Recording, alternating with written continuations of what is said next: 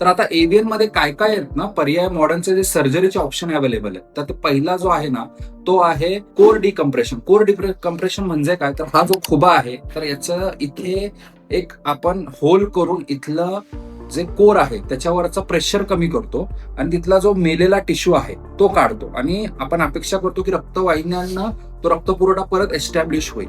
आणि दुसरं जे ऑपरेशन आहे ते आहे हिप रिप्लेसमेंट किंवा हा जो सॉकेट आहे हा अख्खा बदलायचा. याच्या जागी टायटेनियमचा किंवा प्रॉपर जे नवीन स्टीलचे आलेले आहेत ते जॉईंट्स बसवायचे. हे दोन ऑप्शन जे आहेत याच्यामध्ये जो कोर डिकम्प्रेशन आहे तो यंग लोकांमध्ये काही लोकांमध्ये सक्सेसफुल असतो आणि जो पूर्ण रिप्लेसमेंटचा आहे तो जास्त करून जे वयस्कर लोक आहे किंवा ज्यांचा आता इथे जॉईंटच मोडलाय त्यांच्यामध्ये जास्त सक्सेसफुल आहे. पण ह्या दोन्ही मध्ये सगळ्यात मोठा प्रॉब्लेम काय, आपली जी ट्रीटमेंट आहे ती रक्तपुरवठा आपोआपच वाढवते. आपल्या ट्रीटमेंटमध्ये आपण काय करतो, आपली औषधं आणि जे काय आपली फिजिओथेरपी आणि एक्सरसाइज आहे तर आपण रक्तपुरवठा म्हणजे ज्याला आपण व्हॅस्क्युलरायझेशन किंवा रिव्हॅस्क्युलरायझेशन करतो. त्याच्यामुळे रक्तपुरवठा तू बघशील आपोआप वाढतो आणि आपोआपच तो टिश्यू हिल होतोय.